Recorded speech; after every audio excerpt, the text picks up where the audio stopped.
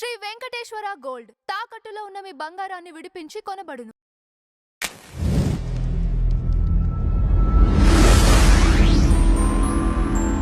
నమస్తే అండి, welcome to tree media devotion. మనతో పాటు సైంటిస్ట్ ఆచార్య సంతోష్ కుమార్ గారు ఉన్నారు. సార్ నమస్కారం. నమస్కారం. ముందుగా మీకు, మీ శిష్యులకి, మీ కుటుంబానికి ట్రీ మీడియా తరపున ఉగాది శుభాకాంక్షలు సార్. ధన్యవాదాలు. అలాగనే మీకు, మీ ట్రీ మీడియాకి, మీ ట్రీ మీడియా ప్రేక్షకులందరికీ కూడా ఉగాది శుభాకాంక్షలు. Thank you so much sir.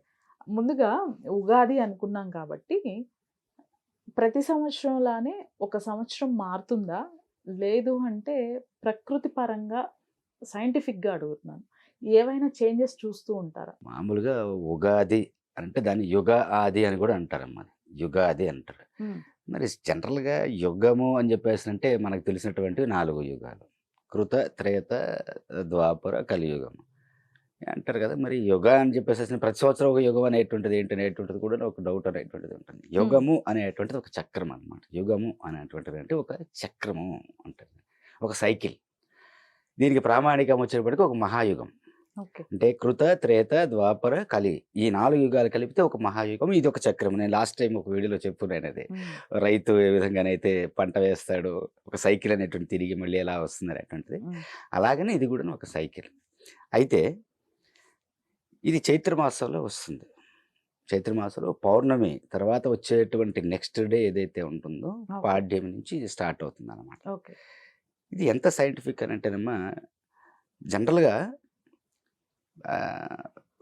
ప్రతిరోజు మనము ఉదయం లెగుస్తాము, సూర్యుడిని చూస్తాము, మళ్ళీ రెండో రోజు సూర్యుని చూసే వరకు ఒక సైకిల్ అనమాట. ప్రతిరోజు ఆ మార్పు అనేటువంటిది, కొత్త జీవులు అనేటువంటి రావటం అనేటువంటి ఎలాగైతే ఉంటుందో అలాగే ప్రతి సంవత్సరంలో కూడాను ఒక కొత్త జీవం అనేటువంటిది జనరేట్ అయ్యేటువంటి పరిస్థితి వచ్చేసేటప్పటికి చైత్రమాసంలో జరుగుతుంది. అంటే చిగురించటము అని అంటారు. అంటే ప్రకృతి చిగురించడం అనేటువంటిదే కాదు, మానసికంగా మనము కూడా చిగురించడం అనేటువంటిది ఒకటి ఉంటుందన్నమాట. సో ఈ చిగురించేటువంటి దీంట్లో మనకు ఒక షడ్రుచులు అనేటువంటివి ఆ రోజున ప్రత్యేకంగా చెప్తారు. మీకు గుర్తున్నది తీపి, పులుపు, ఉప్పు, కారము, చేదు, వగరు అనేటువంటివి. ఇవి మన వాళ్ళు ఎంత ఇదిగా చెప్పున్నారంటే, ప్రతిరోజు కానీ, ప్రతి వారం కానీ, ప్రతి నెలలో కానివ్వండి, ఇవి ఈ 6ంటిని కూడా టచ్ చేయాల్సిందే ఆరోగ్యం కోసం. ఇది చాలా పెద్ద సైంటిఫిక్. ఈ రోజుల్లో మనము వింటూ ఉన్నాం. మనం ఏమంటారు, అన్ని ఒకే నూనె వాడకూడదు అని చెప్పేసి అంటూ ఉంటారు. తెలిసినమ్మా, ఒకసారి శనగ నూనె వాడితే ఇంకోసారి పామాయిల్ వాడాలి, ఇంకోటి సన్ఫ్లవర్ వాడాలి, ఇలా మారుస్తూ ఉండాలి, ఇది అంటూ ఉంటారు కదా. మరి అంటే మళ్ళీ డాక్టర్స్ ఈ మధ్య మేము కనిపెట్టాము డైట్ అనేటువంటి చెప్పే దాంట్లో, మాకు ఫైబర్ అనేటువంటిది ఉండాలి మీరు తినే దాంట్లో, ప్రోటీన్స్ అనేటువంటి ఇలా ఉండాలా, షుగర్ లెవెల్స్ ఇలా ఉండాలా, ఫలానా ఉండాలనేటువంటి డైటింగ్స్ అనేటువంటి చెప్తారు. దేనికి చెప్తున్నారు అన్నది అంటే ఈ రోజున కొత్తగా తెలుసుకున్నారా? కానీ ఇది మనకి ఎన్నో వేల సంవత్సరాల నుంచి వస్తున్నటువంటి ఒక ఆచారం అది. అంటే సాధారణంగా చెప్తుంటారు, అంటే కొంతమంది పండితులు వీళ్ళు చెప్పేటువంటిది అంటే షడ్రుచులు అనేటువంటివి మన జీవితంలో వచ్చేటువంటి అప్ అండ్ డౌన్స్ అనేటువంటి చెప్తుంటారు. సరే, అప్ అండ్ డౌన్స్ అనేటువంటి విషయం వాటిని స్వీకరించాలనేటువంటిది ఒకటైతే ఇది కాదు. బేసిక్గా నా దగ్గరికి డైలీ ఒక డాక్టర్ వస్తూ ఉంటారు అనమాట, ఆయుర్వేదిక్ డాక్టర్ అంటారు. ఆయన అంటాడు అన్నీ కూడాను తినాలి. రెండవది, మనం ఉన్నటువంటి ఏరియాలో ఏ పంటలు పండుతాయో అవే తినాలి అంటాడు ప్రత్యేకంగా. అంటే ఎక్కడో కాశ్మీర్లో యాపిల్ పండుతుంది, మన కాశ్మీర్ నుంచి తెచ్చుకొని తినేటువంటిది కాదు, మనకి పండేటువంటి జామకాయ తినాలి ఇక్కడ. అంటే మనం ఉంటున్నటువంటి వాతావరణ పరిస్థితులను బట్టేసేసి మన చుట్టుపక్కల ఏమి పండుతాయో అవి మన కోసం పండినటువంటివి కాబట్టేసేసి అవి తినటమే మనకి ప్రకృతి నిర్ణయించినటువంటిది అనేటువంటిది. ప్రకృతి మన కోసము మనల్ని ఏరియాలో పుట్టించింది అని చెప్పేసి అన్నప్పుడు, ప్రకృతి మన కోసం ఈ ఏరియాలో ఏం పండుతుందో అది రైట్ అండి. అంటే ఇప్పుడు జనరల్గా మనకి పండేటువంటి పంటలు సాధారణంగా ఏం పండుతాయి? ఆకుకూరలు, కాయకూరలు, వరి, అంటే గోధుమలు ఇలాంటివి పండుతాయి కాబట్టి మనం తింటుంటాం. మరి మిగతా ఏరియాలో ఏం పండుతుందమ్మా? ఏం పండుతుంది అక్కడ? మాంసం పండుతుంది అంతే, అంతే కదమ్మా. గొర్రెలు లేదంటే ఒంటెలు, అది వాళ్ళు తినేటువంటి డైట్. అది వాళ్ళకి ఇవి తింటే అవి వాళ్ళకి పడవు, అవి తింటే మనకు పడవు. సో వాళ్ళ డైట్ వాళ్ళది. అది అందుకని వాళ్ళ గొర్రెలు అవి కాచుకోవటం, వాళ్ళకి పండే పంట అది. మనలాగా ఇక్కడ ఇన్ని రకాల పంటలు పండవు. మీరు రష్యా ఇంకో సైడ్ వెళ్ళారనుకో, మరి మనకి ఎన్ని రకాల పంటలు ఎన్ని రకాలు ఉంటాయి మన వంటగదిలో. అవును. మన ఋషులు మన వంటగదినే ఒక వైద్యశాలగా మార్చేసేసారు, ఒక హాస్పిటల్గా అనమాట. సో మనం తినేటువంటి భోజనం, మన కోవిడ్లో కూడా మనం చూస్తున్నాం, ప్రపంచం అంతా చూసింది మనల్ని. ఎందుకంటే ఒక వారం రోజుల పాటు వాళ్ళకి లాక్డౌన్ పెట్టేసేస్తే బయటికి వచ్చేసేసి బద్దలు కొట్టేసేసి షాపింగ్ మాల్స్ మొత్తం బద్దలు కొట్టేసేసి మరి కూడా దోచుకుని వెళ్ళిపోయారు వాళ్ళు. మన పరిస్థితి అలా లేదు. మనం కొంచెం చింతపండు పులుసు, నీళ్లు, కొంచెం జీలకర్ర వేసేసుకొని చేసి చారు చేసుకొని తినేసేస్తాం. లేకపోతే సంవత్సరం అంతా పచ్చళ్ళు పట్టుకుంటాం. ఇది మన ఋషి సంస్కృతిలో మనకు భారతదేశానికి ఉన్నటువంటి, భారతదేశంలో ఉన్న వాళ్ళ గొప్పతనం అది. భారతదేశంలో పుట్టడం కూడా ఒక గొప్పతనం అనమాట. అట్లనే ఈ 6 రకాలైనటువంటి రుచులని ప్రతి ఒక్కరు కూడాను డైలీ కానీ, వారానికి కానీ, కనీసము నెలకొక్కసారైనా కానీ టచ్ చేయాలి అనేటువంటి ఒక ఆచారంగా పెట్టి ఈ యొక్క ఉగాది పచ్చడి అనేటువంటిది మనకి అలవాటు చేశారన్నమాట. దాంతోపాటు ఇది ఒక సైకిల్ అనేటువంటి స్టార్ట్ అవుతుంది. ఇప్పుడంటే ఒక చక్రానికి మనం స్టార్టింగ్ ఎండింగ్ చెప్పగలరమ్మా? చెప్పలేరు. అలాగే కాలచక్రానికి కూడా స్టార్టింగ్ ఎండింగ్ చెప్పలేరు. కానీ మన వాళ్ళు ఎంతో ప్రీసియస్గా, ఎంతో పర్ఫెక్ట్గా, పిన్ పాయింటెడ్గా ఇదిగో ఫలానా టైం అనేటువంటిది స్టార్టింగ్. అంతేగాని ఏదో సంవత్సరం ఏదో న్యూ ఇయర్ ఏం జరుపుకుంటా దరిద్రం తప్పితే ఇంకోటి కాదమ్మా. అది నిజమైనటువంటిది ఇగో ఈ రోజు నుంచి మన జాతక, అంటే మనిషి యొక్క జ్యోతిష్యము కూడా, అంటే జ్యోతిష ప్రకారంగా కూడాను ప్రకృతి, సమాజము, మానవుడు, తన జీవితము, వాటి యొక్క టైమింగ్ అనేటువంటిది కూడాను ఈ రోజు నుంచి నిర్ణయించబడుతుంది. అందుకనే మనము ఉగాది రోజున మాత్రమే జ్యోతిష్యం అనేటువంటిది వింటాం, మన పంచాంగం అనేటువంటిది వింటాం మనం. అది చాలా సైంటిఫిక్ ఇదమ్మా. అది దానిని అందుకోవటం అనేటువంటిది ఆధునిక సైన్స్కి అసలు అసాధ్యంలో అసాధ్యం అనమాట. చాలా గొప్ప సైన్స్ అనమాట అది. సో అందుకని ఆ పిన్ పాయింటెడ్గా ఉండేటువంటిది ఈ రోజు నుంచి యొక్క ప్రకృతి యొక్క టైమింగ్ అనేటువంటిది ఇలా మారుతూ వస్తూ ఉంటుంది. ప్రకృతి టైమింగ్ అనేటువంటిది కాదు, మీ టైమింగ్ కూడా ఇక్కడ నుంచి మారుతూ ఉంటుంది. ఇది కొలమానం, ఒక స్కేల్ అనమాట. ఇది నిజమైనటువంటిది. అంతేగాని ఎవడో పుట్టాడు, ఎవడో చచ్చిపోయాడు ఏంది దీని ప్రకారం మనం మామూలుగా మనం ప్రతి సంవత్సరము ఏదో పుట్టినరోజు చేసుకుంటాం. కానీ అది కాలమానంగా ఒక రకంగా వస్తుందని అనిపిస్తుంది. అంటే ప్రకృతి పరంగా, విశ్వం పరంగా ఒక కాలమానం, ఒక స్టార్టింగ్ డే అనేటువంటిది అంటే ఇదేనమ్మా. అంతేగాని January 1 ఇవి కాదమ్మా. దాన్ని జరుపుకోవటం అంటే ఒక దరిద్రం, అది అంతే, ఏం లేదు. ఇది మనది నిజమైనట్టు. Right sir.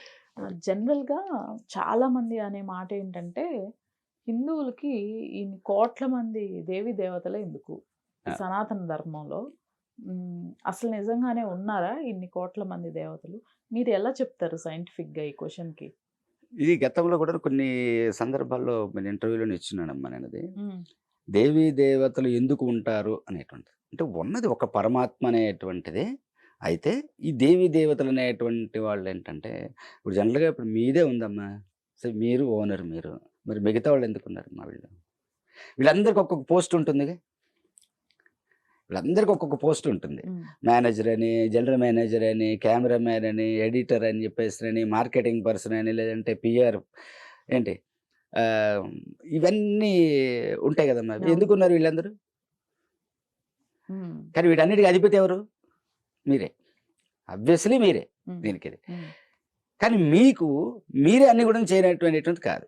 కానీ ఒక్క మాటలో చెప్పాలంటే ఈ బాడీ మొత్తం మీరే, టోటల్ ఇదంతా ఒక బాడీ, అంతే కదమ్మా. అది మీకు ఒక టీమ్నే మనం బాడీ అని చెప్పేసి కూడా అనొచ్చు. అట్లానే పరమాత్మ ఒక్కడే. అయితే మరి ఆ పరమాత్మలో ఉండేటువంటి రకరకాలైనటువంటి ఫంక్షన్స్ని మనం రకరకాల పేర్లు పెట్టి పిలుస్తాం. కంపెనీ ట్రీ మీడియా అనేటువంటిది ఒకటి ఉంది. ట్రీ మీడియా అది కరెక్ట్ అది. కానీ ట్రీ మీడియాలో ఎవరెవరు ఉన్నారు? కెమెరామ్యాన్ ఉంటారు, ఇట్లా ఇంతమంది ఉన్నారు కదా. మరి ఎందుకున్నారు? మరి వాళ్ళకి అన్ని పేర్లు పెట్టాలా? ప్రతి ఒక్కరు ట్రీ మీడియా అనే పిలవచ్చు కదా. ప్రతి ఒక్కరు ట్రీ మీడియా అనే పిలవచ్చు కదా. మరి ఇన్ని పేర్లు ఎందుకు పెడుతున్నారు? Different sections. ఇప్పుడు నా బాడీ ఉంది, నేనే సంతోష్ అంటారు, నేనే.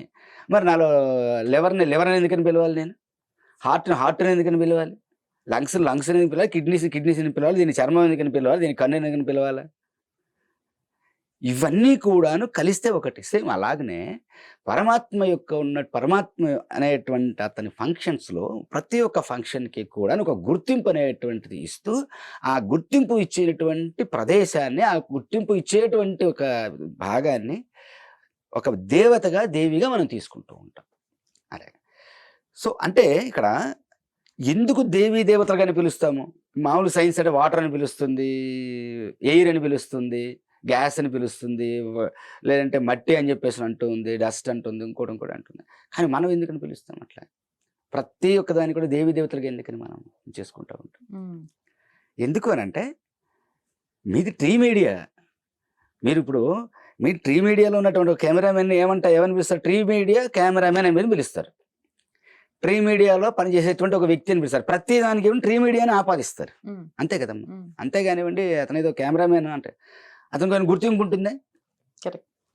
లేదు, అతని పేరుతో సతీష్ అని ఉన్నారు. సతీష్ అన్నాడు, 100 మంది ఉంటారు సతీష్లు. ఎవరే సతీష్?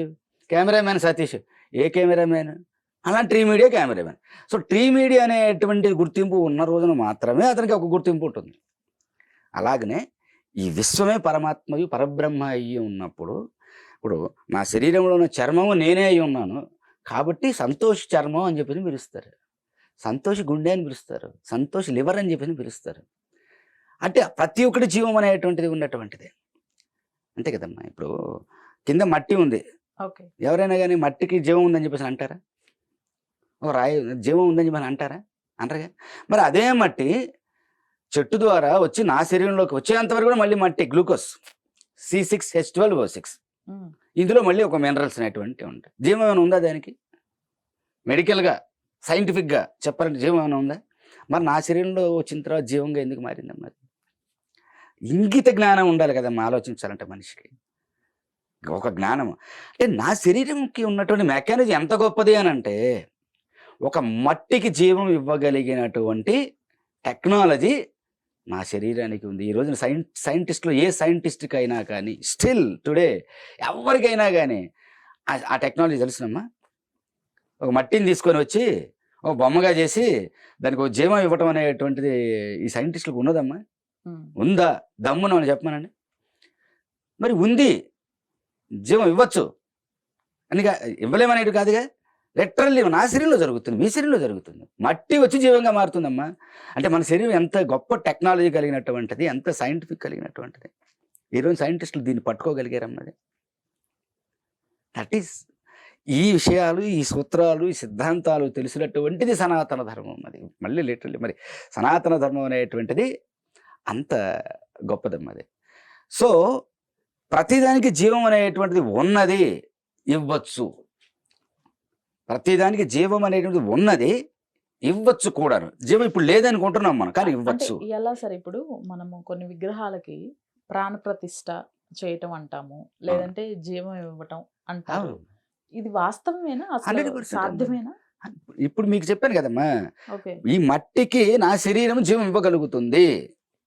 ఇది ఎలా ఇవ్వగలుగుతుందో తెలుసుకున్నటువంటి వాళ్ళు ఒక రాతికి కూడాను జీవం ఇవ్వగలరు. ఇందులో సందేహపడాల్సినటువంటి లేదమ్మా. అది నేలలో ఉన్న మట్టి కాయ ద్వారానో బియ్యం గింజ ద్వారా నా శరీరంలోకి వస్తే దానికి జీవం వస్తుంది అనేటువంటిది ఎంత నిజమో, ఆ టెక్నాలజీ ఏంటి, ఆ సిద్ధాంతం ఏంటి, ఆ ప్రాసెస్ ఏంటి అనేటువంటిది అది ఎక్కడ దేని ద్వారా మన నిశ్వాసాల ద్వారా మనలో ఆల్రెడీ ఒక జీవం అనేటువంటిది ఉండి, అది ఒక మంత్రశక్తి అనేటువంటిది మన శరీరంలో షట్చక్రాలు అనేటువంటి వాటి ద్వారా వెళ్ళి ఆ ఒక మట్టికి జీవం అనేటువంటిది వస్తుంది. ఇది ఎలా వస్తుందో పరిశీలించి దానికి ఒక టెక్నాలజీని తీసుకొని వచ్చి రోడ్డు మీద ఉన్నటువంటి ఒక రాతికి కూడాను ఆ యొక్క జీవాన్ని ఇవ్వగలిగేటువంటి సైన్స్ అన్నది. అందుకనే గాలి ఉంది, మనం గాలిగా తీసుకుంటాం, కానీ గాలి కూడాను జీవము కలిగి ఉన్నది. ఎందుకంటే పరమాత్మలో ఉంది. నాలో ఉన్నటువంటి రక్తానికి జీవం ఉంది, నాలో ఉన్న ప్రతి దానికి కూడా జీవం ఎలాగైతే ఉన్నదో ఈ సృష్టిలో ఉన్న ప్రతి దానికి జీవం ఉంది. ఈ సైన్స్ని, ఈ యొక్క విజ్ఞానాన్ని తెలుసుకున్నటువంటి వాళ్ళు సనాతనీయులమ్మ. మిగతా వాళ్ళకి తెలియదమ్మా. మిగతా వాళ్ళందరికీ కూడా అది రాయి, ఇది గాలి, ఇది నీరు, ఇది మట్టి, ఇంతే అనుకుంటారు. కానివ్వండి, అసలు ఇది మొత్తం జీవం కలిగి ఉన్నటువంటిది. కానీ నిర్జీవంగా కనిపిస్తున్నటువంటి దాన్ని మళ్ళీ సజీవంగా మార్చేటువంటి విధానం అనేటువంటిది ఒక శబ్ద ప్రక్రియ ద్వారా, కొన్ని క్రతువులు అంటారు, వాటి ద్వారా దానికి జీవం ఇవ్వగలిగేటువంటి సైన్స్, ఆ పద్ధతి తెలుసు. తెలియని వాళ్ళకి మనం అంటే తెలియని వాళ్ళు అంటే అన్ఎడ్యుకేటెడ్, తెలిసిన వాళ్ళు అంటే ఎడ్యుకేటెడ్. వీళ్ళు తెలిసిన వాళ్ళు, వీళ్ళు ఎడ్యుకేటెడ్, వాళ్ళకి తెలియదు కాబట్టి ఈ విషయంలో వాళ్ళు అన్ఎడ్యుకేటెడ్ అని చెప్పేసి అనొచ్చు. కానీ 100% ఇవ్వచ్చు. ఒక్కటే నేను స్ట్రైట్గా చెప్పాడు, మట్టి నా శరీరంలోకి వస్తే జీవంగా మారిందా లేదా? ఎలా మారింది? దీన్ని నేను తెలుసుకోగలిగితే ఒక రాయి కూడా జీవం ఇవ్వగలను. అది తెలియనప్పుడు నీకు తెలియదు కాబట్టి ఊరుకో, అది కాదు అని చెప్పేసి అంటానికి లేదు. కాబట్టి తెలియదు అని చెప్పేసి అన్నవాళ్ళంటే ఇది కాదు అని చెప్పేసి అంటారు. వాళ్ళు మనం ఏం మార్చలేము. అది అయితే క్లారిటీ వచ్చిందమ్మా? Yes sir. పంచభూతాలు అంటాము. పంచభూతాలకి సంబంధించి మన దగ్గర అగ్నిదేవుడు అంటారు, వాయుదేవుడు అంటాడు, వరుణ దేవుడు అంటారు, భూమిని దేవతగా పూజిస్తాం, పర్వతాలు, ఇవన్నీ వీటిని కూడా కొలుస్తుంటాం, చెట్టు పుట్ట దేన్ని వదలకుండా కొలుస్తుంటాం. మరి ఇవన్నీ వాస్తవమేనా? అవి కూడా దేవతా మూర్తులుగానే లేకపోతే వాటి కిందకే వస్తాయా? మీరు ఎలా ప్రూవ్ చేస్తారు? ఇప్పుడు ఇందాకే కూడా చెప్పినాను, అది ఈ విశ్వమే, ఈ సృష్టియే పరమాత్మ అయి ఉన్నాడు అన్నప్పుడు, పరమాత్మలో జీవం ఉంది అన్నప్పుడు, ఇప్పుడు నాలో జీవం ఉన్నప్పుడు నాలో రక్తంలో జీవం ఉంది అని చెప్పేసి అంటాము. ఫలానా అంటే ఇప్పుడు నేనే పరమాత్మ అయితే నాలో ఉన్న రక్తం కూడా పరమాత్మ స్వరూపం, దేవతగా అని పిలుస్తాను. ఈ సత్యం మన వాళ్ళకి తెలుసు. మరి అంటే వాయువు కూడాను ఒక జీవం అని కలిగి ఉంటుంది. ఇప్పుడు ఆ వాయువు అనేటువంటిది లేకపోతే మనం లేము. ఫస్ట్ పాయింట్, ఆ వాయువు అనేటువంటిది లేదంటే నేను లేను, నీరు అనేటువంటిది లేదంటే నేను లేను, ఈ భూమి మట్టి లేకపోతే కూడా మళ్ళీ నేను లేను, అగ్ని అనేటువంటిది లేకపోతే కూడా మళ్ళీ నేను లేను. ఇవన్నీ కూడాను నాకు ఒక జీవం అనేటువంటిది ఇస్తున్నాయి. అంటే అవే జీవం అయ్యి ఉన్నాయి. మరి జీవం అయ్యి ఉన్న వాటిని నిర్జీవమైనటువంటి వాటిగా పిలవటం కరెక్టా, జీవం కలిగి ఉన్నటువంటి వాటిగా పిలవటం కరెక్టా? ఏమా, ఏది కరెక్ట్? నిర్జీవంగా చూడటం కరెక్టా, జీవం ఉన్నటువంటి వాటిగా చూడటం కరెక్టా? అయితే నేను ఫస్ట్ ఇంటర్వ్యూలోనూ సెకండ్ ఇంటర్వ్యూలో చెప్పున్నాను, కృష్ణుడి గురించి చెప్పేటప్పుడు వరుణదేవుడిని వీళ్ళు అవమానించారు, వాళ్ళు నగ్నంగా స్నానం చేస్తున్నటువంటి, కానీ ఆ వరుణదేవుడు సైతము కూడాను పరమాత్మ శ్రీకృష్ణుడే అయి ఉన్నాడు అనేటువంటిది.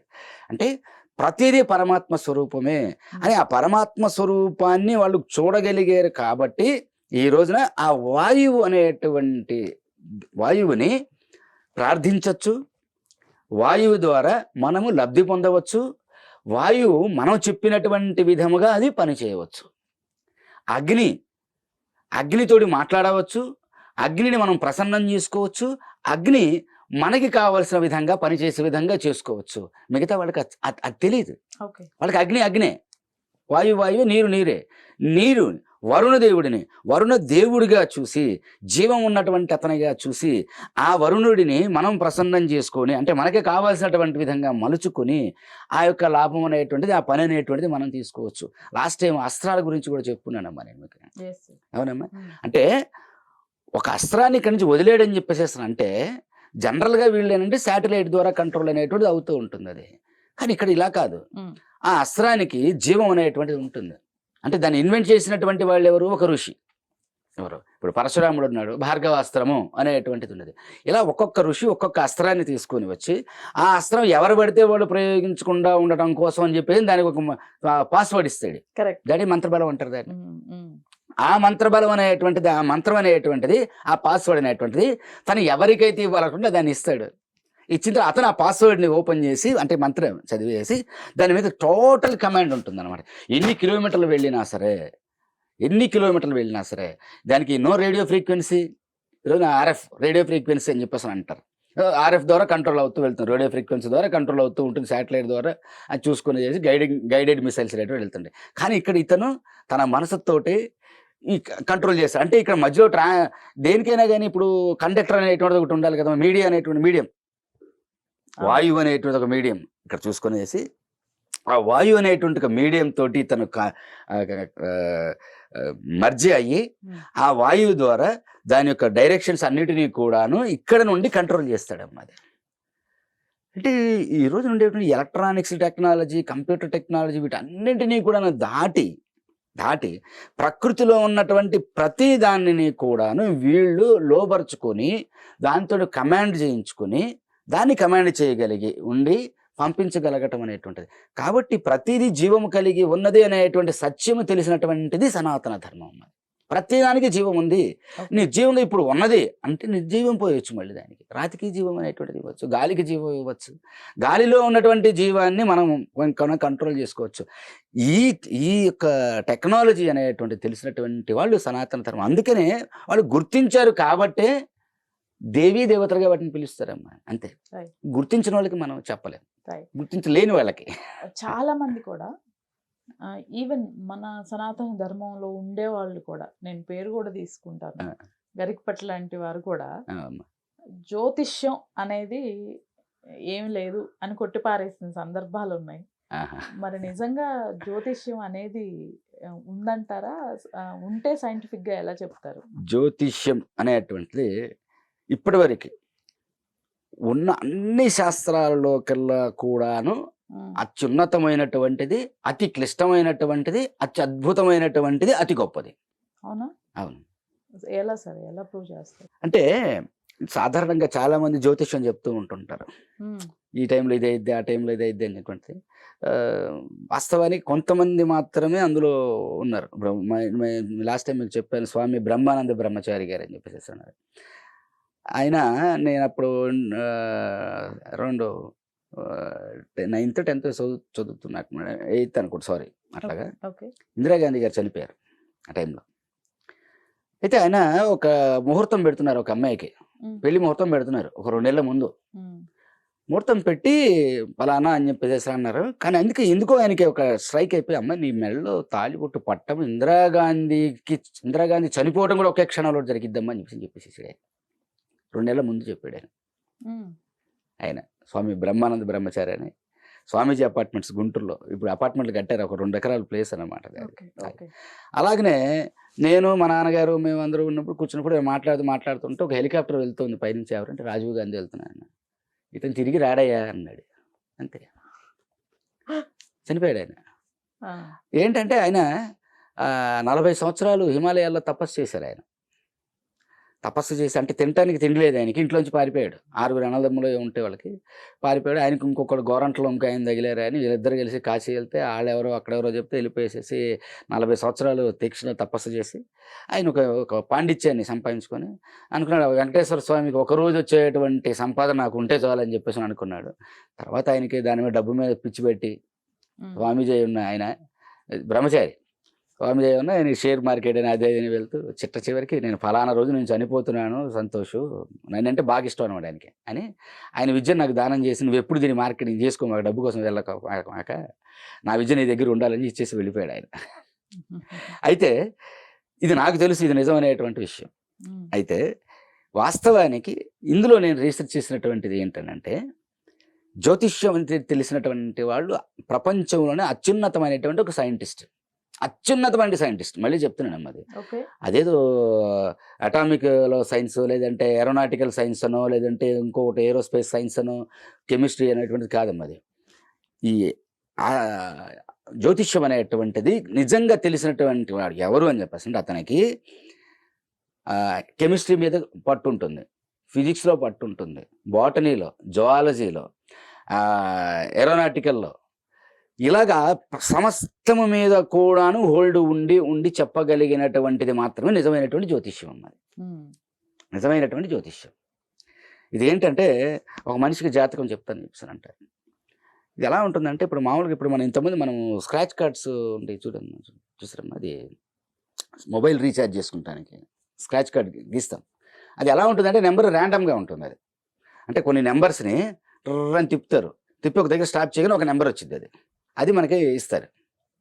మళ్ళీ తిప్పుతారు, ఇంకో నెంబర్ వచ్చింది, ర్యాండమ్ నెంబర్స్ అంటారు అనమాట వీటిని. సేమ్ అలాగనే ఈ యొక్క గ్రహాలు అనేటువంటి ఏవైతే ఉన్నాయో, ఏ విధంగానంటే, ఫర్ సపోజ్ ఒక చిన్న ఎగ్జాంపుల్ చెప్తాను. మనకి అమావాస్య పౌర్ణమి అని చెప్పేసి అంటాం. అమావాస్య అంటారు, పౌర్ణమి అని చెప్పేసి అంటారు. సరే, ఏం జరుగుతుంది మనం అందరం చూసేటువంటిది ప్రతిసారి ఏం జరుగుతుంటుందమ్మా, అది ఆటుపోట్లు వస్తుంటాయి సముద్రంలో. అంటే అమావాస్యకి సముద్రం వెనక్కి వెళ్తుంది, పౌర్ణమికి సముద్రం ముందుకు వస్తుంది అంటారు. వాస్తవానికి జరిగేది అది కాదు. అమావాస్యకి సముద్రం లోపలికి కంప్రెస్ అవుతుంది, పౌర్ణమికి బయటకు వస్తుంది. జరిగేది అది. కంప్రెస్ అవ్వటం వల్ల వెనక్కి వెళ్ళింది అంటాము, ఫ్రీ అవ్వటం వలన పైకి వచ్చింది కాబట్టి ముందుకు వచ్చింది అని చెప్పేసి అంటాం. ఎందుకు జరుగుతుందమ్మా అలాగ అది ఉమ్, అని అంటే, భూమి ఇలా ఉంది అని చెప్పేసినప్పుడు సూర్యుడు ఇలా ఉన్నప్పుడు చంద్రుడు ఎప్పుడైతే ఇటువైపున ఉంటాడో సూర్యుడు యొక్క కిరణాలు ఇటు పడతాయి, మనకి తక్కువ కనిపిస్తాయి. దీనివలన చంద్రుడి యొక్క గ్రావిటీ అనేటువంటి సూర్యుని వైపుకి ఎక్కువగా ఉంటుంది తప్పితే భూమి మీదకి తక్కువగా ఉంటుంది. ఓకే. భూమి వైపున తక్కువగా ఉంది అని చెప్పేస్తున్నప్పుడు చంద్రుడు సాధారణంగా అంటామమ్మా చందమామ అని అంటాము. చూడమ్మా, అసలు ఒక్కొక్క దాన్ని మనం పరిశీలించుకుంటూ వెళ్తుంటే ఉమ్, చందమామ అని అంటాం. ఇంకొకటి అంటామమ్మా మేనమామ అనేటువంటి అతను తండ్రి తర్వాత తండ్రి అని అంటారు అవును. కదమ్మా. అది చూడండి, రెండింటికి ఎంత అయిందనంటే, చంద్రుడు లేకపోతే ఈ భూమి మీద ఏ జీవి కూడా లేదు. ఎలాగమ్మది? చంద్రుడు లేకపోతే భూమి మీద జీవి లేదు, జీవం సర్వైవ్ అవ్వలేదు. చంద్రుడు భూమికి ఇలా ఉన్నాడని చెప్పేసి అన్నప్పుడు సముద్రంలో ఉన్నటువంటి నీళ్ళన్నీ అటు పైకి లాగేస్తాడు ఒక దగ్గరికి. లాగేసినప్పుడు పక్కన ఉన్నటువంటి నీళ్ళు ఆ ప్లేస్ని ఆక్యుపై చేస్తాయి. కాబట్టి నీళ్లు ఒక దగ్గర నుంచి మరొక దగ్గరికి వెళ్తాయి, అలలు అనేటువంటి ఏర్పడతాయి. అలలు అనేటువంటి ఏర్పడుతున్నాయి అని చెప్పేసి అన్నప్పుడు ఈ నీళ్ళలో గాలి అనేటువంటి మిక్స్ అవుతూ ఉంటుంది. గాలి మిక్స్ అయిందంటే ఆక్సిజన్ మిక్స్ అవుతుంది, కాబట్టి సముద్రంలో ఉన్న జీవులకు ఆక్సిజన్ అందుతుంది. సేమ్ అలాగనే చంద్రుడు గాలిని కూడా లాగుతాడు పైకి. లాగినప్పుడు ఒక గాలి ఇక్కడ ఉన్నటువంటి గాలి ఇక్కడ దాకా వస్తుంది అది. కాబట్టి గాలి ఒక దగ్గర నుంచి ఒక దగ్గరికి వెళ్తుంది. కాబట్టి చెట్ల దగ్గర ఉన్నటువంటి ఆక్సిజన్ మనకి, అలాగనే మన దగ్గర ఉండేటువంటి కార్బన్ డైఆక్సైడ్ చెట్లకి అనేటువంటి వెళ్తుంది. అదే చంద్రుడు లేడని చెప్పేసి మనం చెట్టు దగ్గరికి వెళ్ళి గాలి పీల్చుకుంటా ఉండాలి, మనం గాలి వెళ్తూ ఉండాలి. అవునా కదమ్మా? లిటరలీ కదా. అంటే ఈ చంద్రుడు అనేటువంటి అతను ఒక గ్రహం అనేది లేకపోతే మనకేమీ లేదు. అంటే ఒక తండ్రిలాగా చూసుకుంటాడు. ఎవరు? మేనమామ. మనకి భూమాతకి తోబుట్టు కాబట్టి మేనమామ. తండ్రి తర్వాత తండ్రి అంటే అలాంటి పోషణ మనం చూసుకోగలిగిన, మన జీవం అనేటువంటి ప్రతి జీవికి కూడాను జీవం ఇచ్చేటువంటి ఒక తండ్రి తర్వాత తండ్రి లాంటి వాడు మేనమామగా అని చెప్పేసి అంటారు. చూడండి అమ్మ, మనం చెప్పేటువంటి పదాలు కూడా ఎలా ఉంటాయి అంటే, భూమికి తోబుట్టినటువంటి వాడికి కాబట్టి మేనమామ అని చెప్పేసి అన్నాము, మామ అన్నాము. మళ్ళీ ఇంకో సిద్ధాంతంలో మనం ఏం చెప్తామంటే, అరే మేనమామ అంటే ఎవరో కదరా బాబు, తండ్రి తర్వాత తండ్రి అని అంటారు. చూడండి అమ్మ, అది మరి ఇక్కడ సూట్ అవుతుందమ్మా ఇది. సో ఇలాగనే ఇప్పుడు మరి అమావాస్య వచ్చింది అన్నప్పుడు రైట్, ఓకే, ప్రెషర్ అనేటువంటిది తక్కువగా ఉంటుంది కాబట్టి చేసి భూమికి ఉన్నటువంటి గ్రావిటీ అనేటువంటిది గాలిని తన వైపు ఎక్కువగా లాక్కోవటం వలన సముద్రం కంప్రెస్ అయిపోతూ ఉంటుంది కాబట్టి సముద్రం లోపలికి వెళ్ళింది అంటాము. ఎప్పుడైతే చంద్రుడు ఇటువైపుకి ఉంటాడో గ్రావిటీ అనేటువంటిది భూమితో ఎక్కువగా ఉంటుంది కాబట్టి గాలిని పైకి లాగుతాడు, ప్రెషర్ తగ్గుతుంది కాబట్టి సముద్రాలు మళ్ళీ ఫ్రీ అవుతాయి కాబట్టి సముద్రాలు ముందుకు వచ్చినాయి అంటాం. సరే, ఇదే టైంలో అమావాస్య టైంలో చూడండి, కొంతమంది మెంటల్ డిజార్డర్ పర్సన్స్ ఉంటారు, పిచ్చి పెట్టిన వాళ్ళు అనేటువంటి అంటారు, అలానే దెయ్యం పెట్టిన వాళ్ళు అని చెప్పి అంటారు. చూడండి, అమావాస్య టైంలో వీళ్ళకి పూనకు వచ్చేసినట్టుగా వాళ్ళు విచిత్రంగా ప్రవర్తించడం మొదలు పెడుతుంటారు. అవునమ్మా? అట్లనే పిచ్చి కుక్కలు ఇలాంటివి ఉంటాయి, అమావాస్య టైంలోనే ఎక్కువగా కరుస్తూ ఉంటాయి. అవి అరుస్తూ ఉంటాయి. ఎస్పెషల్లీ నలుపు రంగు కుక్కలు ఎక్కువగా వెళ్ళే దారిని పోయే వాళ్ళని కరుస్తూ ఉంటుంటాయి. అది పూర్తి చక్కగా గమనించండి, అమావాస్య టైంలో ఎక్కువ జరుగుతూ ఉంటుంది. అది ఎందుకు అని అంటే, పౌర్ణమికి గాలి ఎప్పుడైతే ఫ్రీ అవుతుందో మనం ఫ్రీ అవుతాం. ఇప్పుడు ఇది ఇంత ఉందమ్మా, ఇది స్క్వేర్ ఇంచ్ అంటాం. ఈ స్క్వేర్ ఇంచ్ మీద 14.7 PSI ప్రెషర్ ఉంటుంది సహజంగా. అంటే ఇక్కడ అంటే సుమారు 8 kgs ప్రెషర్. మరి ఇక్కడ ఒక 8, ఇక్కడ ఒక 8, ఇక్కడ 8, ఇక్కడ మన శరీరం మొత్తం మీద సుమారు ఒక 2000 kgs ప్రెషర్ అనేటువంటిది ఉంటుంది. ఇది అమావాస్యకి ఎక్కువైపోతుంది. సో మనకి తెలియకుండానే మనం స్ట్రెస్గా ఫీల్ అవుతుంటాం. అమావాస్య తర్వాత ఫ్రీ అవుతూ ఉంటుంటాం అనమాట. ఆ ఫ్రీ అవుతూ ఉంటుంటాము. పౌర్ణమికి మళ్ళీ బాగా ఫ్రీ అయిపోతాం, రిలాక్స్ అయిపోతాం. అందుకని మన వాళ్ళు ముహూర్తాలు అనేటువంటివి పెడుతుంటారు. ఎప్పుడు పెడుతుంటారమ్మా? అది అమావాస్య దాటిన తర్వాత పాడ్యమికి పెడతారు. ఎందుకంటే కొత్తగా ఒక వ్యాపారం పెట్టాడు, ఆల్రెడీ ఒక వ్యాపారం పెట్టాడు అన్నప్పుడు రోజు రోజుకి ఏదో కొత్తగా చిన్న చిన్న చికాకులు సమస్యలు అనేవి వస్తూ ఉంటుంటాయి. సమస్యలు వస్తూ ఉంటుంటాయి, ఇతను రిలాక్స్ అవుతూ ఉంటుంటాడు కాబట్టి వాటికి పరిష్కారం తీసుకొని రాగలడు. ఇది ఒక నెల అంతా అయిపోయేటప్పటికే, ఒక నెలలో కూడా కదా ఒక 21 రోజులు వెళ్ళేసరికి ఆ ఒక్క వ్యాపారాన్ని అతను సక్సెస్ చేయగలడు. కాబట్టి రైట్, అరే అమావాస్య తర్వాత పెట్టండి అని అంటాడు. మరి వాడు మూఢనమ్మకం అనుకుంటే అది మనం చెప్పలేం. ఇది ఎలా ఉంటుంది అంటేనమ్మా, అది ఇప్పుడు రైతు ఉన్నాడు, అతను వెళ్ళిపోయి గిలకలకి పైగా మట్టిలో నడుస్తూ ఉంటుంటాడు.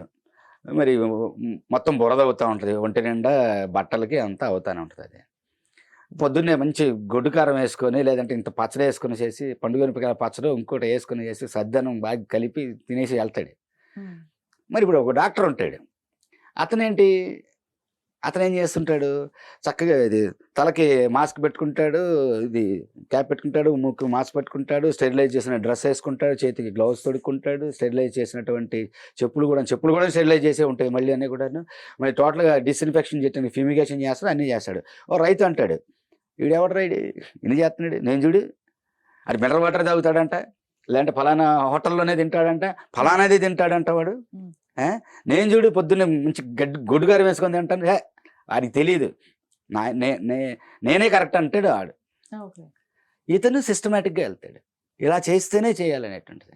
అలాగే ఒక కలెక్టర్ ఉంటాడు, సూటు బూటు ఇవన్నీ వేసుకొని చేసి కారులో వెళ్తాడు, అతను ఏ స్టార్ హోటల్లోనే ఉంటాడు, మినరల్ వాటర్ తాగుతుంటాడు. అదే రైతు చూస్తాడు, వీడు పిచ్చోడు అంటాడు. వీళ్ళకి ఈ సిద్ధాంతం తెలుసు, ఇలా జరుగుతుంది. సేఫ్టీ ప్రికాషన్స్ పూర్వకాలంలో కూడా సర్జరీలు చేసేవాళ్ళు మన వాళ్ళు, ఇన్ని పాటించేవాళ్ళు కాదు. ఇప్పుడు ఎందుకు పాటిస్తున్నారు? ఇలాంటివి ఉంటాయి అంటే వీళ్ళు ఇంకా దీనికి డెప్త్కి వెళ్ళారు. వీళ్ళు ఎన్నో క్రిములని, కీటకాలని, బ్యాక్టీరియా, వైరస్ ఇలా జరుగుతుంది అనేటువంటి తెలుసుకోకుండా బట్టి వీళ్ళు చేస్తున్నారు. అదే డాక్టర్కి ఇప్పుడు సడన్గా ఆల్ ఆఫ్ సడన్ అతని దగ్గర ఏమీ లేదు, ఈ పైన క్యాప్ లేదు, మాస్క్ లేదు, గ్లౌస్ లేదు, అయినా కానీ చేయగలడు. కానీ ఇలా చేయడం correct. This is safety precautions. అలాగనే జ్యోతిష్యం అనేటువంటిది కూడా ఒక సేఫ్టీ ప్రికాషన్ అన్నది. ఏంటి అని చెప్పేసి అంటే మనం పుట్టాము అన్నప్పుడు, ఇప్పుడు చూడండి అమావాస్య దీని టైంలో మనకేం జరుగుతుంది అనేటువంటిది, అవునమ్మా. అలాగనే గ్రహణం వచ్చినప్పుడు లాస్ట్ టైం ఏం జరుగుతుందో చెప్పాను, అవునమ్మా. సేమ్ అలాగనే మనిషి పుట్టేటప్పుడు వాడికి ఒక ర్యాండమ్ ఇదనేటువంటిది, ఎలాగైతే మన ర్యాండమ్ తీయంగా నెంబర్స్ ఇందా చెప్పాను కదమ్మా ఒకటి ఉంటుందో, అలాగనే గ్రహస్థితి అనేటువంటిది అతని దగ్గర ఒకటి సెరిబ్రల్ కాలంలో అలాగా ఫిక్స్ అయిపోయి ఉంటుంది. అది ఫిక్స్ అయిపోయి ఉంటుంది. అంటే ఇప్పుడు లిక్విడ్ రూపంలో అనేటువంటిది ఉంది, మీరు తిప్పుతూ ఉన్నారు, కొంచెంసేపు అది గడ్డగట్టింది అనుకున్నాం, అందులో మీరు కొన్ని బాల్స్ లాంటివి ఇంకోటి వేశారు, గడ్డగడ్డ చేసింది, ఇప్పుడు ఎక్కడ ఉండిపోతాయి. అలాగనే మన బాడీ తయారైంది కూడాను అటామిక్ స్ట్రక్చర్ తోటి తయారైనటువంటిది, యాటమ్స్ తోటే తయారైనటువంటిది. ఇందులో ఒకనొక పార్ట్ అనేటువంటిది ఉంటుందమ్మా. అది ఈ పార్ట్లు ఏంటంటే ఎప్పుడైతే గర్భం నుంచి బయటికి వస్తాడో ఆ టైంలో అవి అక్కడ స్ట్రక్ అయిపోయి ఉంటాయి, సాలిడ్గా అయిపోయి ఉంటుంది అన్నమాట. అయితే ఇవి మొబైల్, జస్ట్ ఫ్లెక్సిబుల్. ఇవి దేంతోటి ఇదవుతాయి అంటే ఎట్లాగైతే చంద్రుడిని బట్టేసేసి మన మెంటాలిటీలోనే తేడా అనేటువంటిది రావటము, అలాగనే భూమి మీద ఉండేటువంటి అన్నిటిలో కూడా ఎలాగైతే తేడా వస్తుందో, కేవలం చంద్రుడు ఒకడే కాదు, మిగతా గ్రహాలు సూర్యునితో సహా మిగతా గ్రహాలలో వల్ల కూడాను ఇక్కడ ఉండేటువంటి భూమి మీద ఉండేటువంటి అటామిక్ స్ట్రక్చర్లో, మాలిక్యులర్ షేప్లో వీటిలో తేడా అనేటువంటిది వచ్చేస్తుంది. ఆ తేడా అనేటువంటిది వచ్చింది అని చెప్పేసి అన్నప్పుడు మన ఆలోచన విధానంలో కూడా తేడా అనేటువంటిది వచ్చేస్తుంది. మనదే కాదు, ప్రతి జీవి యొక్క ఆలోచన విధానంలో, ప్రవర్తన విధానంలో అనేటువంటి తేడా అనేటువంటిది వచ్చేస్తుంది. అది ఇవన్నీ ఒక పర్టికులర్ సీక్వెన్స్లో ఎప్పుడైతే అలైన్ అవుతాయో అంటే ఆ పర్టికులర్గా ఫిక్స్ అయిపోయినటువంటివి తిరిగి ఫ్లెక్సిబుల్గా ఎలాగైతే ఎలా ఉంటాయి అంటే, ఇప్పుడు ఒక సిలికాన్ రబ్బర్ లాంటిది అమ్మా అది, దాంట్లో మీరు కొన్ని మన ఏమంటారు పెళ్ళిళ్ళలో ఇలా పోస్తుంటారు, తరంబ్రాల్లో పోస్తుంటారు, అంటే ఏమంటారమ్మా అది, ముత్యాలు లాంటివి, అవి కొన్ని వేశారు. అది వేసి మీరు దాంట్లో గడ్డగట్టేశారు, కానీ బంతిలాగా ఉంటుంది, ఇలా పట్టుకుంటే ఇలా అంటే కదిలిపోతూ ఉంటుంటాయి అనమాట. సేమ్ అట్లానే మనకు కూడా అది ఈ గ్రహాల యొక్క స్థితి వలన మనలో ఉండేటువంటివి కూడా స్థితిగతులు అనేటువంటివి మారుతూ ఉండటం వలన మన ఆలోచన విధానం అనేటువంటిది కూడా మారుతూ ఉంటుంది, డెఫినెట్గా మారుతూ ఉంటుంది. అది కాదు అని చెప్పేసి అనటానికి లేదు, ఎందుకంటే ప్రతి ఒక్కటి గ్రావిటీ మీదనే పనిచేస్తుంది. ఈ విశ్వం మొత్తం అంతా కూడా ప్రతిదీ ఒక గ్రావిటీ, ఒక ఫోర్స్ మీద మాత్రమే పనిచేస్తుంది. దాని ప్రభావం అనేటువంటిది వచ్చినప్పుడు ఎలాగైతే ఇప్పుడు అమావాస్య టైంలో వీళ్ళకి పిచ్చి పెట్టిన వాళ్ళు ఎలాగైతే ఏదవుతుంటారో, కుక్కలు ఏ విధంగా ఏదవుతుంటాయో మనకి ముహూర్తాలు అనేటువంటి పెట్టడం ఎలాగనో, సేమ్ అదే విధంగా ఇదిగో ఇతనికి ఉన్నటువంటి అలైన్మెంట్ ప్రకారం ఈ ఫలానా టైంలో పుట్టినప్పుడు ఇతని యొక్క గ్రహస్థితి అనేది ఇలా ఉన్నది కాబట్టి ఏ గ్రహం వచ్చినప్పుడు మిగతా ఆ అలైన్మెంట్లో ఎక్కడ తేడా వస్తుంది. ఎందుకంటే మన బాడీలో సూపర్ సెన్సిటివ్ పార్ట్ మన బ్రెయిన్, ఇది సెన్సిటివే. దీనికని ఇలా అన్నాం అన్నప్పుడు ఇది ఇక్కడికి పంపిస్తుంది. ఏమ్మా ప్రతిదీ కళ్ళు, ఇవి కన్ను లైట్ రేస్ని వచ్చేప్పుడు ఎలక్ట్రిక్ వేవ్స్గా మార్చేసి పంపిస్తుంది. చెవు సౌండ్ వైబ్రేషన్స్ని ఎలక్ట్రిక్ వేవ్స్గా మార్చి పంపించేస్తుంది. నాలుక, ముక్కు ఇవన్నీ. కానీ వీటన్నిటిని సెన్స్ చేయగల సూపర్ సెన్సిటివ్ అనేటువంటిది ఇది. దీని కంట్రోలింగ్ అనేటువంటిది మన దగ్గరే ఉంటుంది, మన ఆలోచన విధానమే మనకు ఉంటుంది అది. కానీ దీని యొక్క ట్యూనింగ్ సిస్టమ్ అనేటువంటిది, ఇప్పుడు ఒక బండి హార్న్ అనేటువంటిది ఉందమ్మా కొన్నిటికి, వాళ్ళు ట్యూన్ చేస్తారు దానికి పర్ఫెక్ట్గా సౌండ్ రాడు. ఒక స్కూటర్ పట్టుకొని ట్యూన్ చేస్తారు, ఎగ్జాక్ట్ పాయింట్. దానికంటే ఎక్కువ బిగించినా సౌండ్ మారిపోయింది, తక్కువ బిగించినా కానీ సౌండ్ మారిపోయింది. ట్యూనింగ్ అలైన్మెంట్ అంటారు దాని. అది సో ఎప్పుడైతే పర్ఫెక్ట్ అలైన్మెంట్ ఉంటుందో వాడి బ్రెయిన్ చాలా పర్ఫెక్ట్గా పనిచేస్తుంది. అది ఆ అలైన్మెంట్ అవ్వాలి అని చెప్పేసి అంటే ఈ గ్రహాలన్నీ కూడా ఇతని యొక్క జాతక చక్రాన్ని బట్టి మిగతా గ్రహాలన్నీ ఫలానా దిశల్లో గనక ఉంటే వీడి బ్రెయిన్ అక్కడ అలైన్ అవుతుంది. కాబట్టి ఆ రోజున వీడు చక్కగా ఆలోచించగలుగుతాడు. చక్కగా ఆలోచించగలిగినటువంటి రోజున వీడు గొప్ప పనులు చేయగలుగుతాడు. సో మరి దీన్ని తెలుసుకోవాలంటే అటామిక్ స్ట్రక్చర్ గురించి తెలిసి ఉండాలి, మెటలర్జీ గురించి తెలిసి ఉండాలి, ఫిజిక్స్ గురించి తెలిసి ఉండాలి, కెమిస్ట్రీ గురించి తెలిసి ఉండాలి. ఇన్నిటినీ తెలిసి బాడీలో జరిగే ప్రతి కెమికల్ రియాక్షన్ గురించి, ఫిజికల్ రియాక్షన్ గురించి, ఆస్ట్రాలజీ గురించి, అదే ఆస్ట్రానమీ గురించి, మెటలర్జీ గురించి, అటామిక్ స్ట్రక్చర్ గురించి ఇన్నింటిని డెప్త్గా ఆలోచించి వీటన్నిటినీ కలిపి ఒక సిద్ధాంతముగా ఈ రోజున రైట్ మీరు ఆ పుస్తకం చదివి ఓహో ఇలాగంటే ఇలాగా అని మీరు చెప్పగలిగే స్థితికి ఉండేటువంటి ఒక గ్రంథం రాశారమ్మా. అది విశ్వకర్మ రాశారు. మరి వాస్తవం నిజంగా జ్యోతిష్యం చెప్పగలిగిన వాడు ఏంటంటే దీనిని ఆ స్థాయిలో స్టడీ చేసి చెప్పిన వాడు నిజమైనటువంటి జ్యోతిష్యుడు. అలా కాదు ఏదో బుక్ నాలెడ్జ్ మా గురువు గారి దగ్గర నేర్చుకున్నానంటే నేను ఫలానా గ్రహాలు ఫలానా దగ్గర ఉంటే ఫలానా ఎఫెక్ట్ కొట్టిద్దంట అని అది పై నేర్చుకున్నటువంటిది. అంతే నిజమైన జ్యోతిష్యం తెలిసినటువంటి వాడు ఎలా ఉంటాడంటే the top most scientist, the eternal scientist. అంటే అలాంటి సైంటిస్టు వాడొకడే. అన్నీ కూడా తెలిసినటువంటి వాడు అనమాట. ఇవన్నీ తెలిసి చెప్పగలిగినటువంటి వాడే నిజమైనటువంటి సైంటిస్ట్ అన్నది. ఇదే ఆయన బ్రహ్మానంద బ్రహ్మచారి గారు నాకు చెప్పింది. ఆయన చెప్పింది, ఆయనకు చదువు లేదు పెద్దగా, కానీ ఆయన ఒకటే అన్నాడు, ఈ ప్రపంచంలో అతిపెద్ద సైంటిస్ట్ ఎవడని చెప్పేసి అంటే ఒక నిజమైన జ్యోతిష్యుడు. ఫలానా రోజు నీ జేబులో ఇంత డబ్బులు ఉంటాయని కూడా ఇంత చిల్లర ఉంటుందని చెప్పగలరా అంటాడు. మరి అలాంటి జ్యోతిష్యులు దాదాపుగా ఈ మధ్యకాలం నేను చూడలేదు అసలు. అది కాదు చెప్తూ ఉంటుంటారు. అఫ్కోర్స్ అది ఒక బుక్, మీరు ఒక బాటనీ బుక్ చదివారు, దాంట్లో ఉన్న నాలెడ్జ్ మీరు నేర్చుకున్నారు అంతే. కానీ మీరు ఆ బాటనీ బుక్లో రాసిన వాళ్ళు మీరు కాదు. దాని గురించి దాని సైంటిస్ట్ గురించి మీకు తెలియదు. అందులో రాసినటువంటి సైంటిస్ట్ ఎవరైతే ఉన్నారో రీసెర్చర్, ఒక డాక్టర్, అతనంత నాలెడ్జ్ మీకు లేదు. కానీ అతని నాలెడ్జ్ అనేటువంటిది మీకు వచ్చిన రోజున యూజ్ అవుతుంది. అసలు మీరు బాడీలో టాప్ అయిపోతారు మీరు. సేమ్ అలాగనే వీటన్నింటి గురించి నిజంగా పూర్తి స్థాయిలో తెలిసిన వాడు మాత్రమే. మొన్న కూడా చెప్పానమ్మా, వాస్తు అనేటువంటి దాంట్లో కూడా మీకు చెప్పాను. అది ఒక బ్రెడ్ ముక్క అన్ని గదుల్లో పెట్టండి, దీపం వెలిగించండి. ఏ గదిలోనైతే బ్రెడ్ కుళ్ళిపోతుందో ఆ గదిలో అనారోగ్యం కారణం అవుతుంది అని. ఎందుకు అని అంటే అయాన్స్ అనేటివి అక్కడికి రావు. కాబట్టి ఇక్కడ కిటికీ పెట్టండి అంటారు. అక్కడ కిటికీ పెడితే ఏమన్నా అయ్యిద్దా అని కొంతమంది అంటారు. కానీ అక్కడ కిటికీ పెట్టడం వల్ల వెంటిలేషన్ ఉండి అక్కడ అయాన్స్ అనేటువంటి వెళ్ళి అక్కడ జబ్బులు స్ప్రెడ్ కావు. ఇది సైన్స్. మూర్ఖులు అంటే ఇందాక చెప్పాను కదమ్మా, ఇప్పుడు రైతున్నాడు ఏహపో వీళ్ళందరికీ ఏం తెలియదు, నేను చూడు ఇవేం పాటించను కదా. చాలా మంది అంటారు మేము జ్యోతిష్యం పాటించము, అందరూ ఉండట్లేదా ఇతర దేశస్తులు అంటే ఉండండి. ఆ రైతు ఉన్నాడు, అతను ఏం పాటించాడు డాక్టర్ లాగా, అతను మామూలుగా బతుకుతున్నాడు, గొడ్డుగారు వేసుకొని తింటాడు, బతుకుతున్నాడు. మీరే అంతే. తెలిసినటువంటి వాళ్ళు అన్నీ పాటిస్తారు. సిద్ధాంతపరంగా ఒక ఇలా ఉండాలి అనేటువంటి సేఫ్టీ ప్రికాషన్స్. ఈరోజు మీరు ఇంజనీరింగ్కి వెళ్ళారు, ఎలక్ట్రికల్ ఇంజనీరింగ్ ట్రిపుల్ ఈకో లేదంటే ఈసీకో వెళ్ళారు, ఫస్ట్ మీకు ఉండేటువంటి సేఫ్టీ ప్రికాషన్స్ చెప్తారు.